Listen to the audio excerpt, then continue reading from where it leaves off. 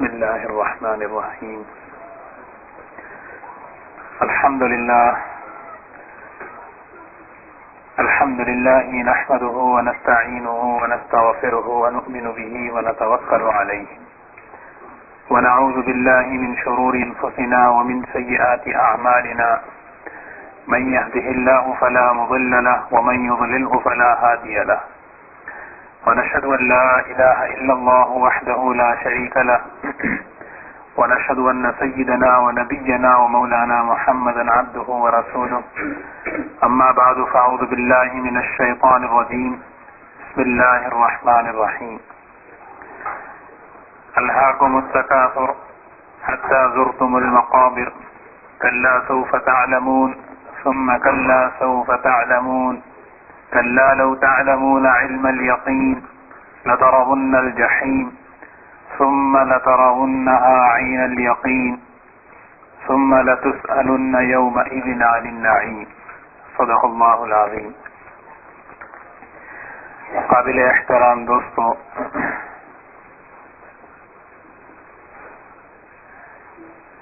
دین کا کوئی بھی عمل رسم و رواج پر نہیں ہے. کسی بھی عمل کو رسم کی بنیاد پر لے جانا اور رواج کی بنیاد پر اس عمل کو کرنا، اس سے عمل کی برکتیں اور اس سے عمل کے اثرات ختم ہو جاتے ہیں. عمل کی برکتیں اور عمل کے اثرات ہوتے ہیں. اس عمل کو حقیقت کی بنیاد پر جب کیا جائے، رسم سمجھ کر رواج سمجھ کر نہ کیا جائے، اس کے اثرات اللہ تعالیٰ ضرور بے ضرور ڈالتے ہیں.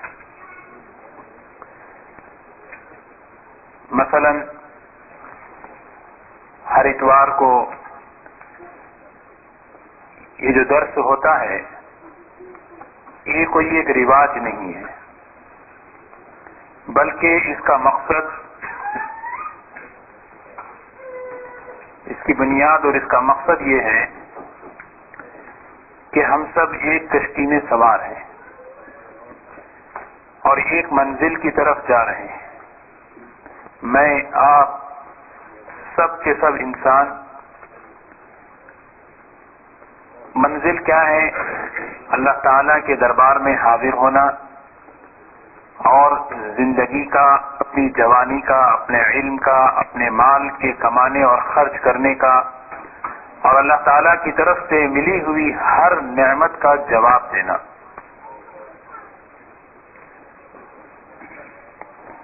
اس مجلس میں بیٹھ کر تھوڑی دیر یہ فکر کی جاتی ہے، یہ فکر دلائی جاتی ہے اور یہ فکریں لی جاتی ہیں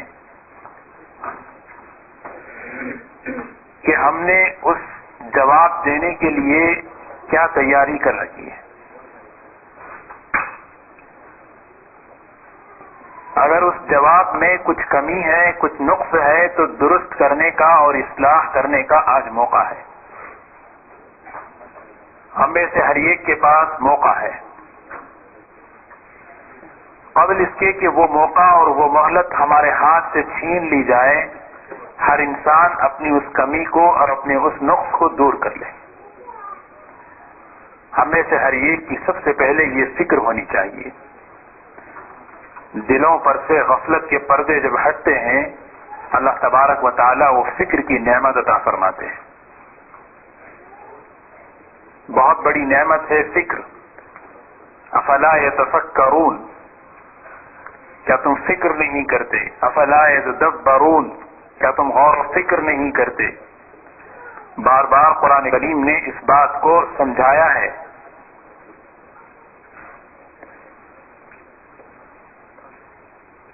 صبح سے شام تک یہ جو ہماری روزانہ کی زندگی ہے،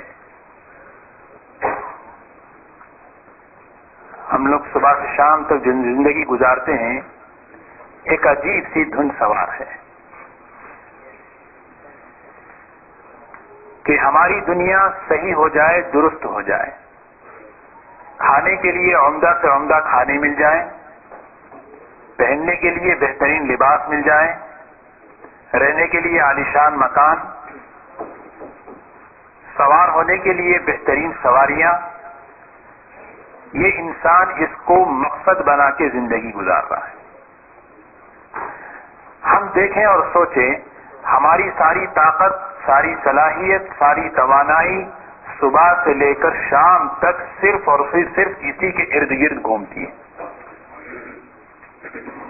حالانکہ یہ دنیا چراگاہ نہیں ہے، تماشے کی چیز نہیں ہے، سیر و تفریح کی جگہ نہیں ہے۔ اس دنیا کے بنانے والے نے ہی کہہ دیا، اور اس دنیا کے بنانے والے نے اس کی قیمت بھی طے کر دی۔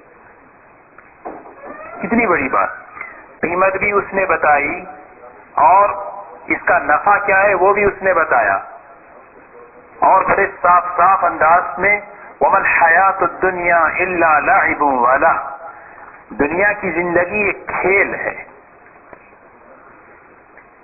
ایک تماشا ہے۔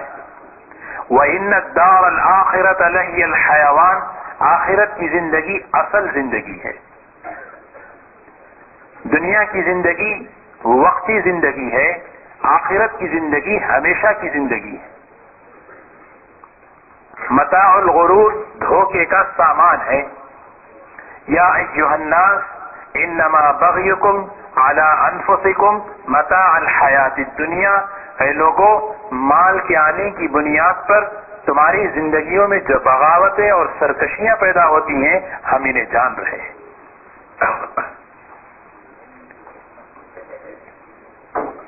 ایک آدمی چائے بنائے اور چائے بنا کر وہ پیش کرے، اور وہ چائے بنانے والا یہ کہے کہ اس میں ہم نے شکر نہیں ڈالی، اور ہم اس میں شکر تلاش کریں، تو اس کے بارے میں کیا کہیں؟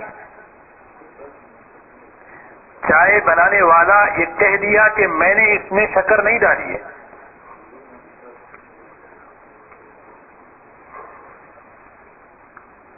اور دنیا بنانے والا یہ کہہ رہا ہے کہ ہم نے اس کو دھوکے کا سامان بنایا ہے، دھوکے سے بچنے کے لیے کتابیں اور نبیوں کو بھیجا، دھوکے سے بچنے کے لیے وہ شریعت اتاری۔ لیکن ہے کیا؟ الدنیا ملعون، دنیا پوری کی پوری اللہ کی نظر میں رحمت سے دور ہے۔ لو كانت الدنيا تعدل عند الله جناح بعوضة ما سقى كافرا منها شربة ماء، اللہ کی نظر میں دنیا کی حیثیت مچھر کے پر کے برابر بھی ہوتی، ایک غیر مسلم کو گھونٹ پانی بھی نہیں اللہ دیتے، گھونٹ پانی بھی نہیں ملتی۔ جہاں اللہ کے بندوں نے بادشاہت کا سوال کیا، وہاں اللہ نے دے دیا انہیں۔ اے اللہ، میں ایسی بادشاہت سے چاہتا ہوں جو نہ پچھلوں کو دی نہ بعد والوں کو دے، اور اللہ نے فوراً دے دیا۔ جہاں اللہ تعالیٰ سے حضرت موسیٰ علیہ السلام نے اپنے دعوت و تبلیغ کے کام کے لیے اپنے بھائی کا تعاون مانگا کہ میرے بھائی ہارون کو میرے ساتھ کر دے، تو اللہ نے احسانات جتائے۔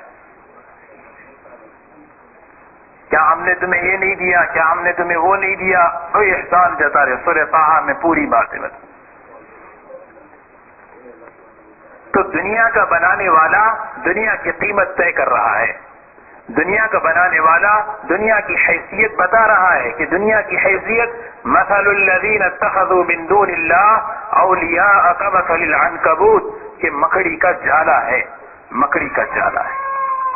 وَإِنَّ أَوْهَنَ الْبُيُوتِ لَبَيْتُ الْعَنْكَبُوتِ، جالوں میں سب سے کمزور جالا مکڑی کا ہوا کرتا ہے۔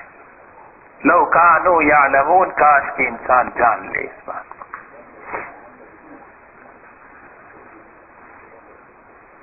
تو اس دنیا میں آنا، ہم اپنی مرضی سے نہیں آئے، اور ہم اس اپنی مرضی سے بھی دنیا سے نہیں جائیں گے۔ کوئی انسان اپنی مرضی سے نہ آیا، نہ اپنی مرضی سے جائے گا۔ اللہ نے جب فیصلہ کیا وہ آیا، اور جس وقت اللہ چاہیں گے اس وقت اپنے پاس بلا لیں گے۔ نہ آنے میں اس کی مرضی، نہ جانے میں اس کی مرضی۔ تو یہ درمیانی جو وفا ہے، کیسے انسان کو حق پہنچتا ہے کہ اپنی مرضی سے مطابق زندگی گزارے؟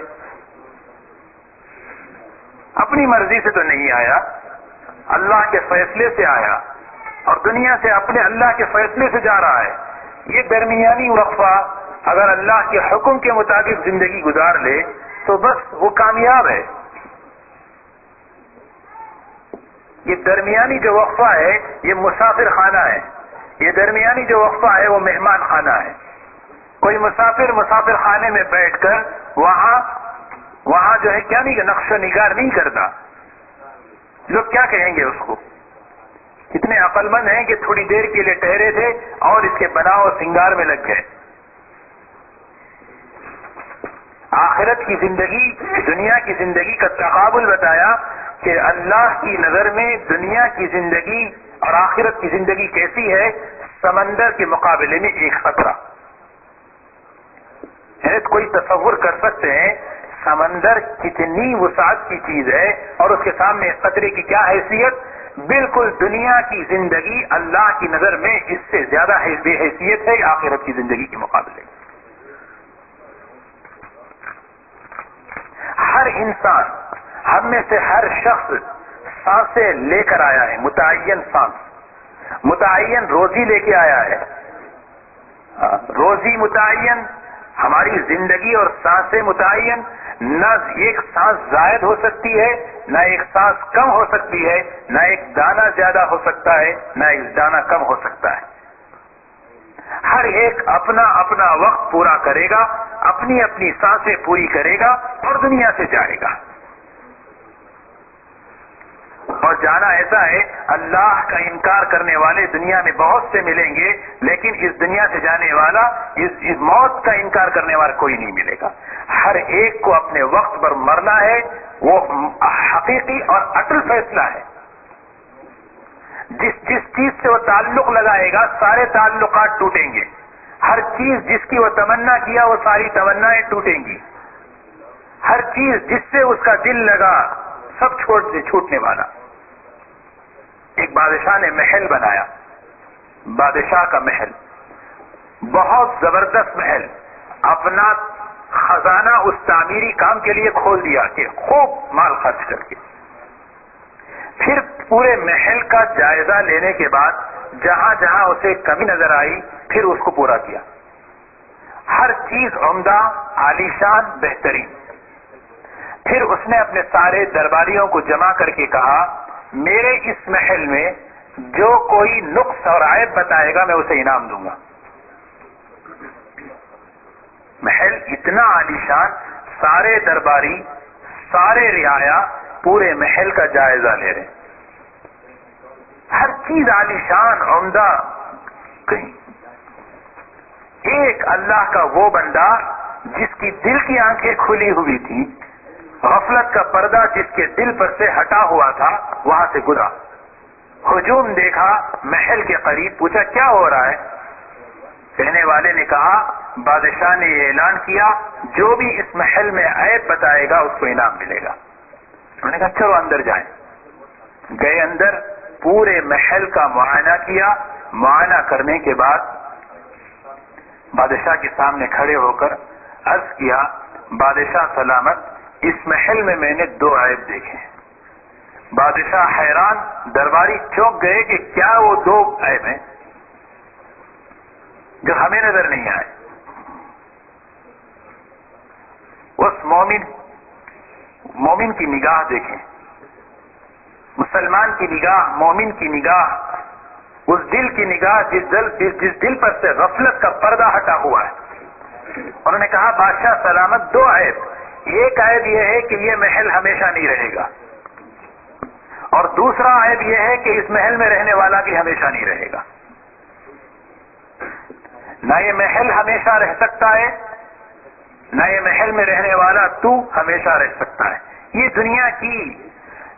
انسان دنیا کی چیزوں سے جو تعلق پیدا کرتا ہے، موت پر وہ چیزیں چھوٹ جاتی ہیں۔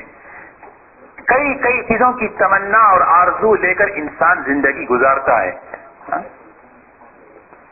کئی تمنائیں آرزویں ہوتی ہیں، بعض تمنائیں پوری ہوتی ہیں، جو آرزو پوری ہوتی ہے موت پہ وہ چھوٹتی ہے، اور بہت سی آرزویں اور تمنا ایسی ہوتی ہیں جوان رہتی ہیں اور یہ دنیا سے چلا جاتا ہے۔ بخاری کی روایت ہے، حضور پاک صلی اللہ علیہ وسلم فرماتے ہیں لا یزال قلب الکبیر شابا فی اثنین، بوڑھے شخص کا دل دو چیزوں میں ہمیشہ جوان رہتا ہے تو بوڑھا بالکل قبر کے قریب جا رہا ہے لیکن دل جوان ہے۔ عام طور پر نبی کریم صلی اللہ علیہ وسلم نے فرمایا دو چیزوں میں، ایک دنیا کی محبت، ایک آرزوؤں کا لمبا ہونا۔ دیکھا یہ گیا ہے عجیب، عمر کا وہ حصہ جس حصے میں انسان اللہ کے قریب ہوتا ہے، عام طور پر تو ہر ایک کہ بڑھاپے میں آدمی اللہ کے قریب ہوتا ہے، اس عمر کے حصے میں آدمی کو ایسی سوجھتی ہے، شادیوں کے موقع پر نواسے کی ختنہ، پوتے کی ختنہ اور وہ دھوم دھام عمارتوں کی تعمیر۔ ہی فرمایا بوڑھا آدمی ہے تو بوڑھا لیکن اس کا دل جوان ہے، جوان۔ ساری زندگی ملازمت کی، ساری زندگی تجارت کی اور عمر کے آخری حصے میں پورا نقشہ بنا رہا ہے، اور ادھر بھی ایک نقشہ بنا ہے۔ ایک شخص گزرے ہیں جابر حسین، ریلوے میں ملازم تھے، اپنی 60 سالہ زندگی انہوں نے گزاری، ریلوے میں ملازمت کرتے تھے گارڈ کی حیثیت سے۔ 17 جولائی کی تاریخ تھی، ان کی ملازمت کا یہ آخری سفر تھا۔ 18 جولائی کو وہ ریٹائر ہونے والے تھے۔ 17 جولائی کو جب صبح نکلے، اپنے ساتھیوں سے کہا کہ یہ میری زندگی کی ملازمت کا یہ آخری سفر ہے۔ اپنے ساتھیوں سے کہا، واقعی ان کی زندگی کا آخری سفر تھا، اس معنی میں نہیں کہ جو انہوں نے کہا تھا بلکہ کسی اور معنی میں۔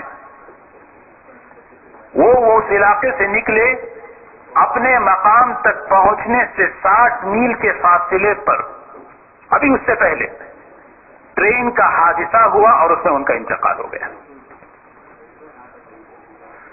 ابھی 60 میل پہنچ جاتے تو وہ اپنے مقام پہ پہنچتے اور اپنا سفر پورا طے کر لیتے۔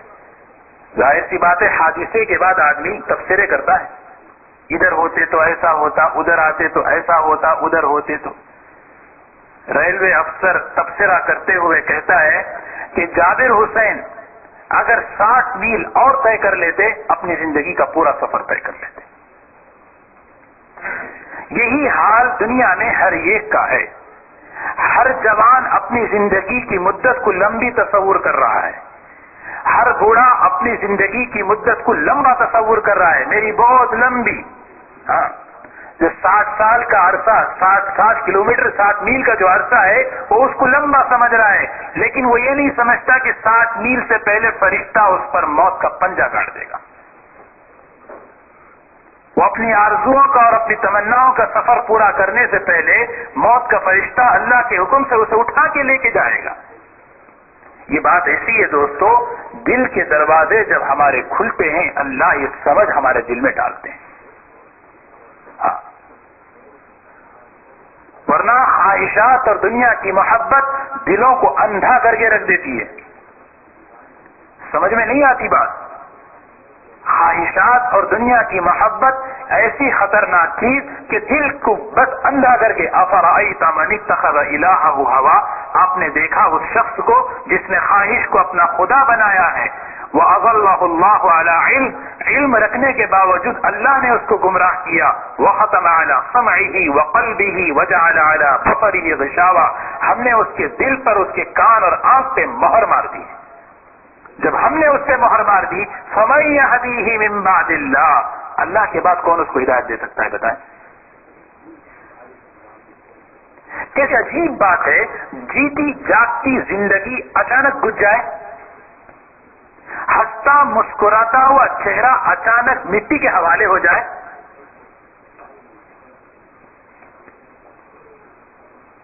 کتنی عجیب بات ہے۔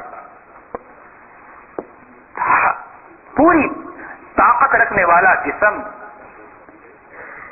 سمجھ بوجھ رکھنے والا دماغ، لمحوں میں اس کی قیمت مٹی سے زیادہ نہیں۔ اسی لیے عبادت ہے، قرآن کی تلاوت عبادت، اللہ کا ذکر عبادت، نماز عبادت، موت کو یاد رکھنا بھی عبادت ہے۔ اسی لیے حضور پاک صلی اللہ علیہ وسلم نے فرمایا اکثروا ذکر حازم اللذات الموت، لذتوں کو توڑنے والی چیز موت کو یاد کرو۔ صرف آدمی موت کو یاد کر لے سرکشی سے بچ جائے گا، تکبر سے بچے گا، حسد سے بچے گا، اپنے فنا ہونے کو یاد کر لے اس کا گھمنڈ ٹوٹ کے رہ جائے گا۔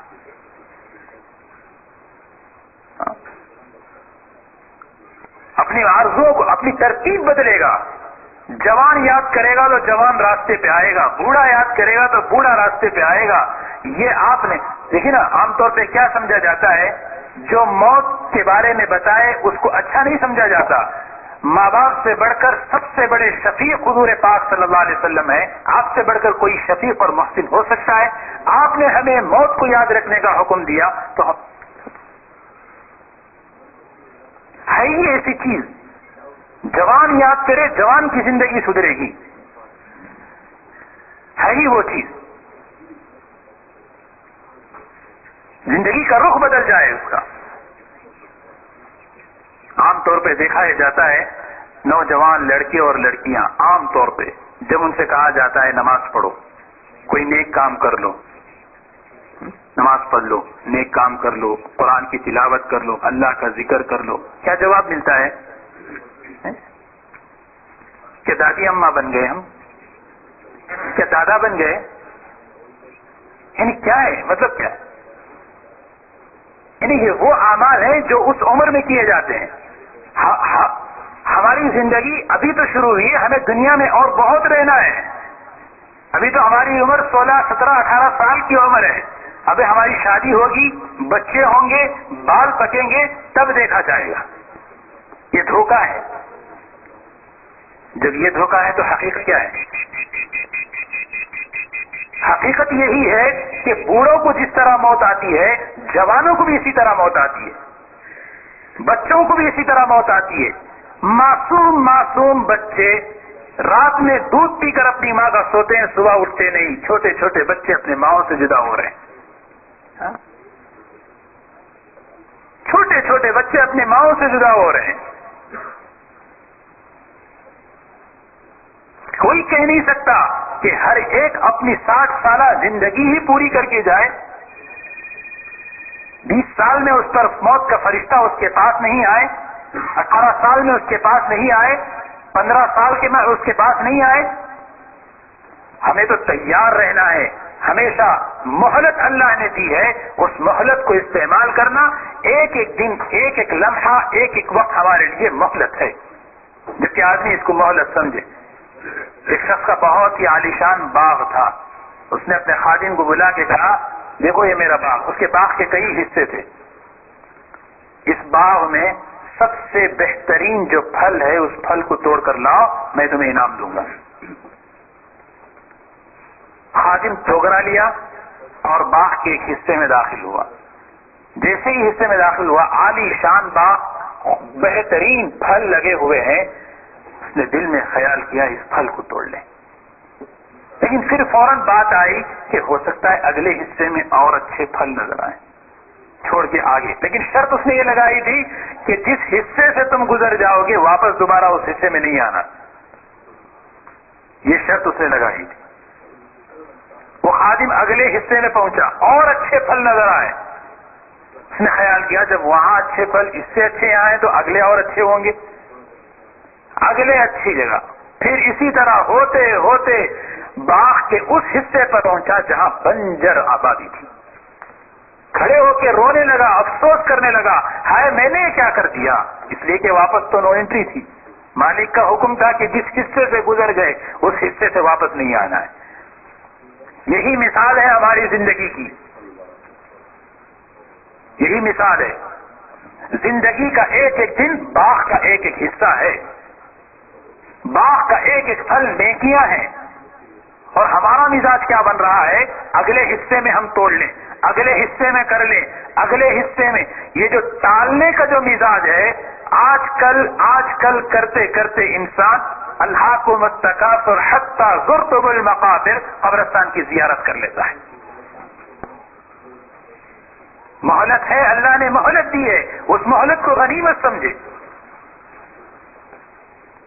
مہلت کو غنیمت سمجھ کے اپنی زندگی کی ترتیب کو صحیح بنائے، زندگی میں نماز کو فرائض کے ساتھ دیکھیے نا، آخرت کا استحضار کمزور، موت کا استحضار کمزور، تو فرائض میں کمی ہو رہی ہے۔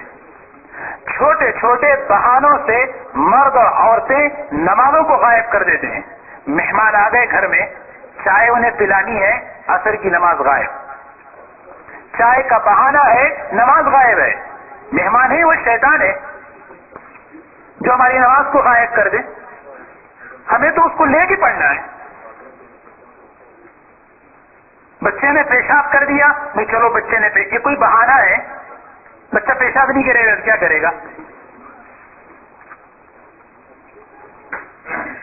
چھوٹے چھوٹے بہانے، سر میں درد ہے، کمر میں، نمازوں میں سستی، اور سستی کی وجہ سے حدیث کی کتابوں میں پڑھیں سستی پر کتنی وعیدیں نماز کی آئی ہیں۔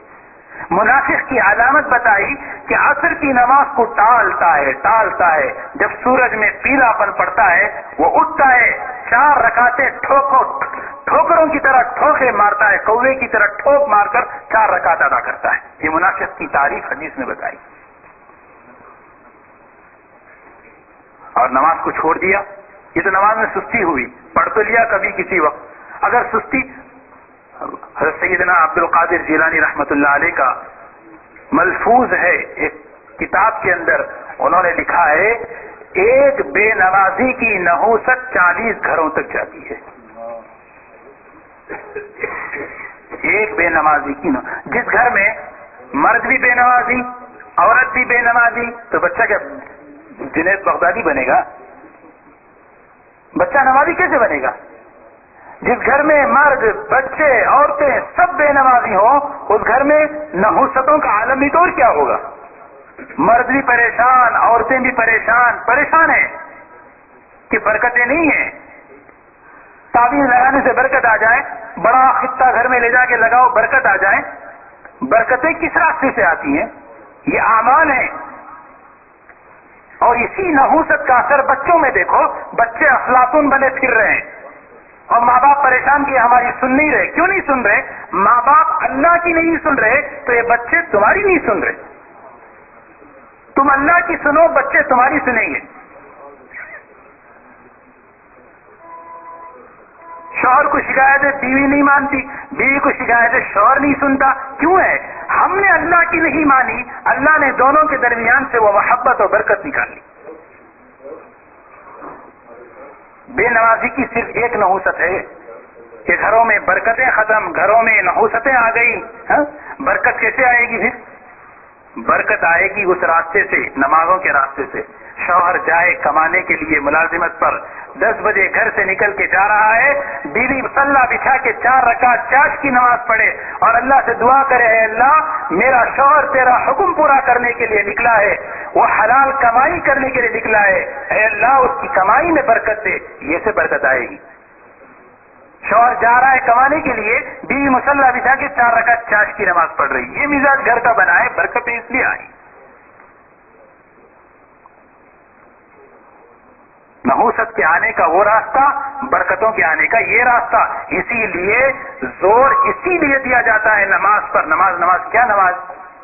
نماز پہ زور کیوں دیا جاتا ہے؟ نماز دین کا ستون ہے، حدیث کی الصلاۃ عماد الدین۔ نماز صحیح ہے تو پورے اعمال کی زندگی میں آنے کا دروازہ نماز ہے۔ قیامت میں سب سے پہلے نماز کا حساب لیا جائے گا۔ نماز صحیح ہے تو قرآن کی تلاوت بھی آئے گی، ذکر بھی آئے گا، لوگوں کی ہمدردی کا جذبہ بھی آئے گا۔ نماز ہے ان الصلاۃ تنہی عن الفحشاء والمنکر، زندگی سے جھوٹ، بے حیائی، فحش بھی نکلے گا، یہ نماز کی برکتیں ہیں۔ نماز ہے تو چہرے پہ نور ہے، نمازی کے چہرے پر نور ڈال دیا جاتا ہے، بے نمازی کے چہرے پر وہ نور لے لیا جاتا ہے۔ فجر کی نماز چھوڑ کے نہا دھو کر بھی نکلے، چہرے پہ نور نہیں ہوتا، اسی لیے تو زور دیا جاتا ہے نماز نماز نماز۔ اور نماز کے چھوڑنے پر کتنی وعید، میں وعید نہیں بتاؤں گا، آپ کو یہ رہبری کروں گا، حدیث کی کتاب میں دیکھ لیں۔ گھر میں چھٹکلی آ جائے نا گھر میں خصوصاً یہاں کے پریشان، ایک کہاں سے آ گئی؟ چھوٹا سا جھنگر آ جائے بچہ پریشان، چھوٹا سا جھنگر اور چھوٹی سی چپکلی آ جائے مرد اور عورت کے تیور بدل جائیں گے. وہ قبر، بے نمازی کی قبر کیسی ہوتی ہے حدیث میں دیکھیں. بے نمازی کی جو قبر ہوتی ہے نا، وہ حدیث میں دیکھیں کیسی بے نمازی کی قبر ہوتی ہے. ایسی قبر بے نمازی کی اللہ حفاظت فرمائے.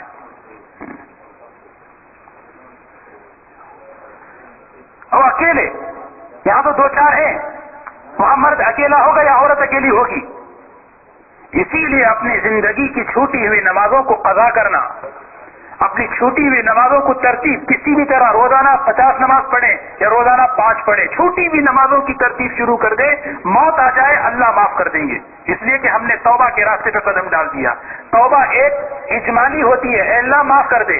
تفصیلی توبہ ایک ہے. تفصیلی توبہ کس چیز کا نام؟ کہ تفصیل سے توبہ کرنا. جو چھوٹے ہوئے زکوٰۃ، جو چھوٹے ہوئے نمازیں، ان کو پوری کرنے کی فکر کرنا ہے. کئی عورتیں مرد ایسے ہیں 12 10 سال کی نمازیں انہوں نے پوری کی ہیں. الحمدللہ. بندہ نیت کر لے، اللہ راستے آسان کر دیتے ہیں. خود ترتیب بنائیں. ہم نے نہیں، ہاں اللہ معاف فرما. بعض وقت کیا ہوتا ہے، شوہر بیوی سے یا بیوی شوہر سے کہتا ہے بھائی نماز پڑھ لو. شوہر نے بیوی سے کہا یا بیوی نے شوہر سے کہا، دو میں سے ایک ہوگا. تو جواب کیا ملتا ہے؟ مجھے تو اپنی قبر میں جانا ہے، تمہیں اس کی کیوں فکر ہے؟ مجھے اپنی قبر میں سونا ہے، تمہیں اس کی کیوں فکر ہے؟ یہ جواب میں پڑھ لوں گی جب میرے دل میں آئے گا، تم مجھے مت بولو. یہ جواب غفلت کے پردے جب دل پہ پڑ جاتے ہیں، دنیا کی محبت کا نشہ جب طاری ہوتا ہے، ایسے جواب زبان پہ نکلتے ہیں. ورنہ تو میرے بھائیوں حدیث میں آتا ہے، ہم میں سے ہر ایک کی قبر ہم میں سے ہر ایک کو روزانہ 70 مرتبہ پکارتی ہے. کیا پکارتی ہے؟ انا بیت الوحدہ، انا بیت الدودہ، انا بیت الظلمہ، انا بیت الوحشہ، انا بیت الحی والعقارب. ہم میں سے ہر ایک کو 70 مرتبہ ہم میں سے ہر ایک کی قبر پکار رہی ہے. میں تنہائی کا گھر، میں وحشت کا گھر، میں اندھیری کا گھر، میں کیڑے مکوڑوں کا گھر ہوں. میرے پاس آنا تو تیاری کر کے آنا، بغیر تیاری کر کے آئے گا تو پریشان ہوگا. یہ ہے بات. امام غزالی کیا فرما رہے ہیں؟ ہاں تم بھول گئے موت کو، بازاروں میں تمہارے وہ کپڑے پہنچ چکے ہیں جس سے تمہیں کفنانا ہے. موت نے تمہیں نہیں بھولا، تم نے موت کو بھلا دیا، لیکن بازاروں کی دکانوں میں وہ کپڑے پہنچ چکے ہیں جس سے انسان کو کفنایا جاتا ہے، اور یہ تیاری شادی کی ہے، تقریب کی کر رہا ہے. اس لیے نبی کریم صلی اللہ علیہ وسلم نے کیا فرمایا ہم سب کو؟ عد نفسک من اہل القبور. اللہ اکبر. عد نفسک، اپنے آپ کو قبرستان والوں میں شمار کرو. اپنے آپ کو کہاں شمار کرو؟ گنو، قبرستان والوں میں شمار کرو. عد نفسک من اہل القبور، اپنے آپ کو گنو قبرستان والوں میں. قبرستان کی زیارت کرو، اس سے دل میں نرمی آتی ہے، اس سے دلوں کے اندر ایک رقت اور کیفیت پیدا ہوتی ہے. اپنی زندگی کی ترتیب آدمی سمجھتا ہے. ہارون رشید کا بیٹا 16 سال کی عمر، بادشاہ ہے، 16 سال کا نوجوان لڑکا تو قبر کی زیارت کے لیے روزانہ جا رہا ہے. جا کے کیا کہتا ہے؟ اے قبر والو، تم آگے چلے گئے، ہم تمہارے پیچھے آنے والے ہیں. جن جن چیزوں کو تم نے چھوڑا ہے وہ ساری چیزیں تمہارے ساتھ وفا کا معاملہ نہیں کی، تو ہمارے ساتھ کیا وفا کا معاملہ کرے گی؟ کہ دنیا کس کے ساتھ وفا کا معاملہ کرے گی؟ ہارون رشید کا واقعہ پڑھی، ان کے بیٹے کا 16 سال کا نوجوان، اور ایسی کیفیت کہ بالکل ایک عجیب فکر، آخرت کی فکر میں. جب دربار میں وہ لڑکا آتا تو سارے درباری کہتے یہ تو بادشاہ کی عزت ستیاناش کر دے گا. بادشاہ کی مجلس میں ایک مرتبہ آئے اور آ کر سارے درباری دیکھ رہے ہیں بچے کے حال پہ. شہزادہ ہے لیکن ہے دیکھو کیسا ہے.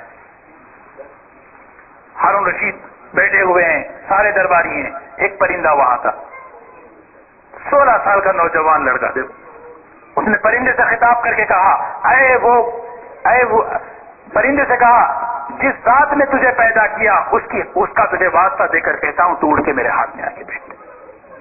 اڑا وہاں سے اور ہاتھ میں آ کے بیٹھا اور پھر اس سے کہا تو اپنی جگہ چلا جا. وہاں چلا گیا. کون سی حکومت اچھی ہے؟ پھر ہارون رشید کو سلام کہہ دیا اپنے ابا کو, میرا تمہارا نہیں ہو سکتا. کون ہارون رشید؟ روزانہ 100 رکعت نفل نماز پڑھنے والے. باپ کی جائیداد میں سے کچھ نہیں, صرف ایک قرآن لے کے نکلا. ماں رحم کھا کے قیمتی انگوٹھی دے دی, بیٹا ضرورت کے وقت تیرے کام آ جائے گی, لے کے جانا. بسرا چلے گئے اور جا کے کیا ترتیب بنائی, ہفتہ بھر کام کیا کرتے. پورے ہفتے میں ایک دن صرف پیر کے دن وہ مزدوری کرتے, کارے مٹی کا کام کرتے, اور جو ایک دن کماتے ہفتہ بھر اس کو خرچ کرتے. بڑے خوبصورت نوجوان. حضرت ابو عامر رضی اللہ رحمت اللہ علیہ بصری تابعی ہیں, بزرگ ہیں, فرماتے ہیں میرے گھر کی دیوار کچی پڑ گئی تھی, گر رہی تھی. میں کسی معمار کی تلاش میں نکلا, ایک نوجوان لڑکا بیٹھا تھا. میں نے اس سے پوچھا بھائی تو کام کرے گا؟ چلے گا, ہاں میں کام کروں گا. چلو کام کرو. کہا چلو کریں. اب وہ آیا, وہ آ کر اس بچے نے کام کیا اور اس نے پہلے ہی کہہ دیا دیکھو میرے کام کرنے کی 2 شرطیں, نماز کے وقت میں کام نہیں کروں گا, اور دوسرا میں 1 درہم 6 دانش میری یہ تنخواہ, میرا یہ معاوضہ ہے, اس سے نہ زیادہ نہ اس سے کم لوں گا. ٹھیک ہے چلو تمہاری شرط ہے. کام لیکن اس نے زیادہ کیا. شام ہو گئی, چلے گئے, اور پھر دوسرے دن اس کے پاس آئے اور آ کر اس کو پوچھا کہ چلو کام ابھی باقی ہے. چلے لگے نہیں, میری ترتیب ہے کہ میں پھر اگلے پیر کی کروں گا. حضرت ابو عامر فرماتے ہیں اس کے کام میں اتنی برکت تھی کہ میں 1 ہفتہ اپنے گھر کا کام روک دیا, اور مجھے فکر تھی کہ کیسے ایک لڑکا اتنا سارا کام کر لیا. اگلے پیر کے انتظار میں جب پیر آیا تو میں اس لڑکے کے پاس پہنچا اور اس کو اپنے گھر لے کے آیا, اور وہ کام کر رہا تھا اور میں چھپکے سے دیکھ رہا تھا کہ اس کام کے ساتھ اللہ کی غیبی مدد شامل حال تھی. عجیب مدد اللہ کی اس کے ساتھ شامل حال تھی. تھوڑے سے وقت میں وہ بہت زیادہ کام کر گیا. پھر تیسرے پیر اور کام بچ گیا. تیسرے پیر کے دن جب نکلے تو تلاش کیا, نہیں ملا. محلے والوں سے پوچھا تو کسی نے کہا بڑا بیمار ہے, فلاں جگہ پڑا ہوا ہے. گئے, جا کر دیکھا بیمار پڑا ہے. فوراً پہچان لیا, ابو عامر آؤ تمہارا ہی انتظار ہے. اور اس نے کہا ابو عامر دیکھو جب میرا انتقال ہو جائے مجھے نہلانا, مجھے اسی کپڑے سے کفن پہنانا. ابو عامر کہنے لگے نئے کپڑے میں لا لوں گا. کیا کہنے لگا بچہ, نئے کپڑے تو زندوں کے لیے اچھے لگتے ہیں, مردوں کے لیے کون سا کپڑا ہے؟ کفن جیسا بھی ہو آدمی کے ساتھ عمل جاتا ہے. یہ حضرت ابو بکر رضی اللہ تعالیٰ عنہ کا جواب تھا. حضرت ابو بکر نے بھی اپنی وفات کے وقت یہی وصیت کی تھی جب انہیں کہا تھا نئے کپڑے سے تمہیں کفن دیں گے. کہا کفن کیا ہے, کفن نیا کپڑا تو زندوں کے لیے اچھا ہے. اب ہم مردے ہیں, ہمارے لیے کفن نیا ہو یا پرانا, ہمارے لیے تو عمل اچھا ہے. اور کہا یہ لوٹا اور یہ میری لنگی ہے, یہ قبر کھودنے والے کو دے دینا, اور یہ انگوٹھی اور قرآن ہارون رشید کو دینا, اور یہ کہنا کہ غفلت اور دھوکے میں آ کر تم اپنی آخرت کو ضائع مت کرو. وہ کہتی روح نکل گئی. ابو عامر سمجھتے میں اس وقت سمجھا یہ شہزادہ تھا. حضرت ابو عامر بغداد پہنچے, اس کی امانت لے کر. ہارون رشید 10,000 کا لشکر لے کے نکل رہا ہے. آواز دی ہارون رشید رک جاؤ. پھر ہارون رشید اپنے گھر گئے, اس کو بلایا, بٹھایا اور اس سے غم کی داستان سنی. پوچھا وہ کیا کام کرتا تھا؟ کہتے وہ مزدوری کرتا تھا. اچھا تم نے بھی مزدوری لی؟ کہا ہاں میں نے بھی لی. تمہیں خیال نہیں آیا کہ وہ حضور کا رشتہ دار تھا صلی اللہ علیہ وسلم؟ وہ حضور اکرم صلی اللہ علیہ وسلم کا رشتہ دار تھا, تمہیں اتنا بھی خیال نہیں آیا؟ کہنے کہ مجھے بعد میں پتا چلا, مجھے تو پہلے خیال نہیں تھا. کہا مجھے اس کی قبر پہ لے کے چلو. چنانچہ اس کی قبر پہ لے کے گئے. رات گزری. ابو عامر خواب میں کیا دیکھتے ہیں, نور کا ایک محل ہے اور اس میں وہ نوجوان, اور وہ شکریہ ادا کر رہا ہے کہ اللہ تمہارا جزائے خیر دے, تم نے میری وصیت, تم نے میری امانت تم نے میرے والد تک پہنچا دی. نوجوان لڑکا, چھوٹا سا بچہ ہے, اخروٹ کھیل رہے ہیں بچے. ایک نوجوان, ایک چھوٹا سا بچہ کھڑا رو رہا ہے. حضرت بہلول گزرے وہاں سے. بہلول وہ سمجھے بچے کے پاس کھیلنے کے لیے چیزیں نہیں ہیں اس لیے وہ رو رہا ہے. ابھی تجھ کو میں دیتا ہوں. کہنے لگے بہلول ہٹ، کیا ہم کھیلنے کے لیے پیدا ہوئے؟ چھوٹا سا بچہ جیسی بات سنا، ارے بڑی اچھی بات تو کہہ رہا، پھر کس کے لیے پیدا کیے؟ اس نے کہا فحسبتم انما خلقناکم عبثا وانکم الینا لا ترجعون۔ اس کی زبان سے حضرت بہلول نے جب یہ بات سنی تو حکمت کی باتیں اور کہنے لگے، فرمائے اور حکمت کی باتیں کہ اس نے اشعار پڑھے۔ حضرت بہلول اس کے اشعار سن کے بے ہوش ہو گئے، اور ہوش میں آیا تو پوچھا بچہ یہ تو بتا تیرے اندر اتنی فکر کیسے آ گئی؟ وہ کہتا بہلول تم نے دیکھا نہیں؟ بہلول کہنے لگے ابھی تو تم چھوٹے ہو، معصوم ہو، کوئی گناہ نہیں ہے تم پر۔ وہ بچہ کیا کہتا ہے بہلول تم نے دیکھا نہیں؟ میں نے تو دیکھا ہے، میری ماں جب چولہا جلاتی ہے چھوٹی چھوٹی لکڑیاں پہلے رکھتی ہے، ہاں پھر بعد میں بڑی بڑی لکڑیاں۔ مجھے ڈر ہے کہ کہیں اللہ تعالیٰ چھوٹی لکڑیوں کی جگہ مجھے جہنم میں نہ ڈال دے۔ آخرت کی فکر دوستو یہ بہت ضروری ہے۔ جہاں یہاں کمزوری، دیکھیے نا جتنی وعیدیں اور سزائیں قرآن میں ذکر کی گئی، مسلمان کیا سمجھتا ہے وہ رخ کسی اور کا ہے، وہ ہمارے لیے نہیں ہے۔ یہی تو سب سے بڑی غفلت کی بات ہے۔ حضرت عمر فی الجنہ، جنت میں عمر کیا ہے؟ جنتی ہیں۔ میرے بعد اگر نبی ہوتے تو عمر ہوتے، یہ فضیل ہے۔ معراج میں گئے تو حضور اکرم صلی اللہ علیہ وسلم نے جنت میں معراج میں حضور پاک صلی اللہ علیہ وسلم نے حضرت عمر کا محل دیکھا۔ کتنے فضائل ہیں حضرت عمر کے، جنتی کی بشارت۔ لیکن حضور صلی اللہ علیہ وسلم کی وفات کے بعد حضرت حذیفہ سے آ کے کہنے لگے حذیفہ اتنا بتاؤ میرا نام منافقوں میں تو نہیں ہے؟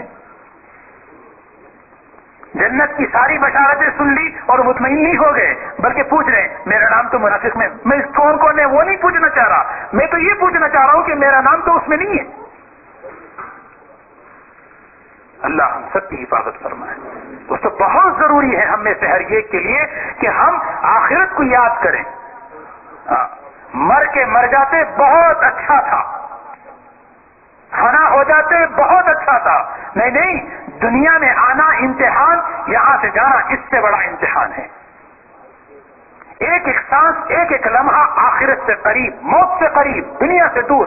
ارتحلت الدنیا مدبرہ، امام بخاری میں روایت ہے، ارتحلت الدنیا مدبرہ، دنیا سے پیٹ پھیرتے جا رہے ہو، وارتحلت الآخرۃ مقبلہ، آخرت سے تم قریب ہوتے جا رہے ہو، وَلِكُلِّ وَاحِدَةٍ مِّنْهُمَا بَنُونَ، دونوں کی اولاد ہے، آخرت کی بھی اولاد ہے، دنیا کی بھی اولاد ہے۔ فَكُونُوا مِنْ أَبْنَاءِ الْآخِرَةِ لَا تَكُونُوا مِنْ أَبْنَاءِ الدُّنْيَا، آخرت کی اولاد بنو، دنیا کی اولاد مت بنو۔ فکر کی بات ہے۔ لیکن روزانہ کئی حادثے ایسے ہوتے ہیں، ہم فری وے پہ جاتے ہیں، روزانہ ہم میں سے ہر ایک 50، 60، 70، 80 میل سفر کرتا ہے، اکثر ایک دو تو حادثے دیکھتے ہیں، اور کیسے حادثے؟ 5 سیکنڈ اگر ہم آگے ہوتے تو اس حادثے کا ہم شکار ہوتے۔ کیا بتا رہا ہے کہ ہمارے اور موت کے درمیان صرف 5 سیکنڈ کا فاصلہ ہے کہ اللہ نے تمہیں بچا لیا، لیکن انسان اس حادثے سے نکل کر آتا ہے، اپنے لیے کوئی سبق نہیں لیتا، اپنے لیے کوئی سبق نہیں۔ اللہ ہم سب کی حفاظت فرمائے۔ اس لیے سب سے بڑی جو مصیبت ہے وہ دلوں کی غفلت ہے۔ اس غفلت کو دور کرنے کے راستہ حضور پاک صلی اللہ علیہ وسلم نے موت کو اور اپنی آخرت کو یاد کرنا فرمایا۔ حضرت عائشہ رو پڑی عائشہ رضی اللہ عنہا، حضور صلی اللہ علیہ وسلم کی سب سے محبوب ترین بیوی۔ پوچھا عائشہ کیوں رو رہی ہے؟ کہنے لگا مجھے دوزخ یاد آتی۔ سوچے نا صبح سے شام تک کبھی ایک قطرہ ہماری آنکھوں سے نکلے صرف اور صرف دوزخ کو یاد کر کے، کوئی اور چیز نہیں۔ کوئی تصور کر سکتا ہے عائشہ جنتی ہے، ہمارا عقیدہ ہے،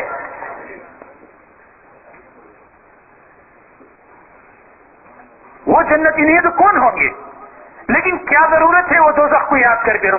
آپ نے فرمایا عائشہ 3 جگہ ایسی ہیں جہاں کوئی کسی کو یاد نہیں کرے گا، عند الصراط وعند المیزان وعند الکتاب، جہاں نام اعمال توڑے جا رہے ہوں، جہاں پل صراط پر سے گزر ہو رہا ہو، جہاں پر انسان کو نام اعمال اس کے ہاتھ سے دیا جا رہا ہو۔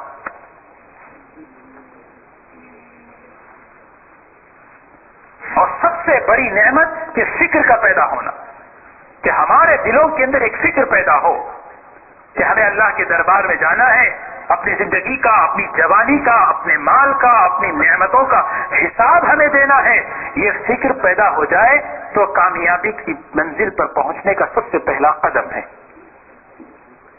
فکر سب سے بڑی نعمت، غفلت سب سے بڑی مصیبت. فکر ہمیں صحیح راستے پر ڈالے گی، غفلت ہمیں صحیح راستے سے ہٹائے گی. اب اس فکر کو باقی رکھنا ہے، اس فکر کو پیدا کرنا ہے تو کیا کریں؟ ایسی صحبتیں ہم اختیار کرنا ہے. آدمی صحبت سے متاثر ہوتا ہے. گھوڑوں، آدمی انسان کی صحبت سے کیا جانور کی صحبت سے متاثر ہوتا ہے. گھوڑوں کو پالو تو جوامردی آئے، اونٹ کو پالو تو ہٹ درمی آئے، بکریوں کو پالو تو عاجزی اور انکساری آئے. یہ حدیث میں بتایا. تو جانور کو پالے تو جانور کی صحبت سے متاثر، انسان سے دوستی اختیار کرے تو انسان سے. ہم ایسوں سے ملیں، ایسوں کی مجلس میں بیٹھیں، ایسوں کی باتیں سنیں جس سے ہمارے دلوں میں ایک فکر آخرت کی پیدا ہو. یہ ضروری ہے. حضرت امام شافعی رحمۃ اللہ علیہ سے جب بھی کوئی سوال کرتا، فقہ کا مسئلہ پوچھتا، حضرت امام شافعی فرماتے ہیں سب سے پہلے میں آخرت کو سامنے اپنے ذہن میں لاتا ہوں، پھر جواب دیتا ہوں. سبحان اللہ. جس کے ذہن میں آخرت کی فکر سوار ہو وہ اپنے گھر کی چیز بتائے گا یا اللہ کی کتاب کی چیز بتائے گا؟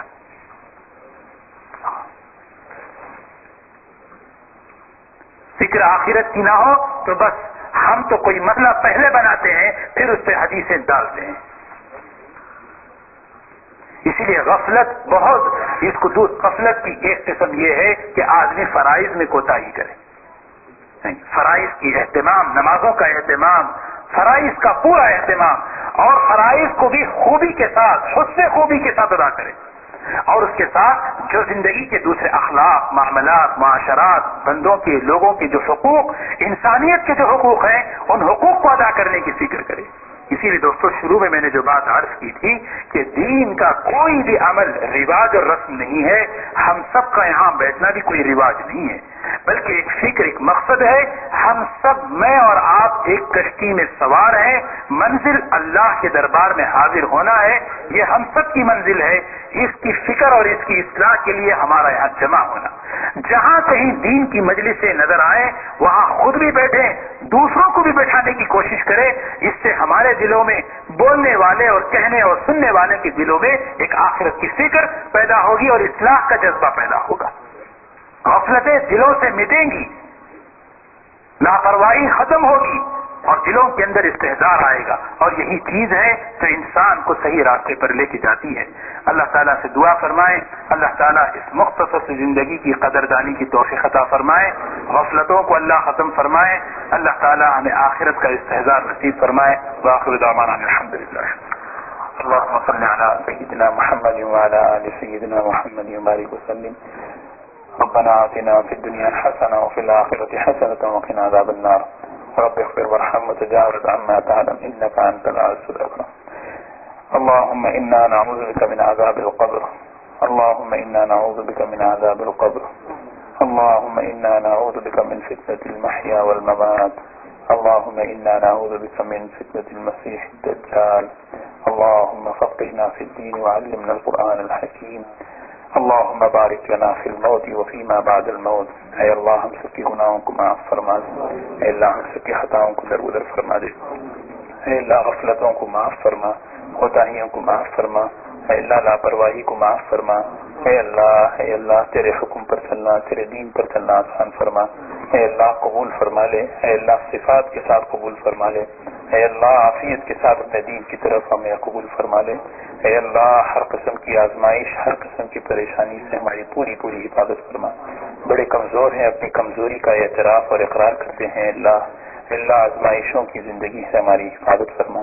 عافیت کی زندگی عطا فرما. عافیت کی موت ہمیں نصیب فرما. ایمانی زندگی، ایمانی موت ہمیں نصیب فرما. اے اللہ مرحومین کو اے اللہ آخرت کی تمام منزلوں میں ان کی رہبری فرما. رحم کا کرم کا معاملہ فرما. ہم میں سے ہر ایک کو اپنے وقت سے پہلے موت کی تیاری کرنے والا بنا. اے اللہ اس کہی سنی باتوں کو ہمارے دلوں میں اتار دے، زندگیوں میں ہماری تبدیلی پیدا فرما دے۔ اے اللہ ہماری دعا کو اپنے فضل سے قبول فرما۔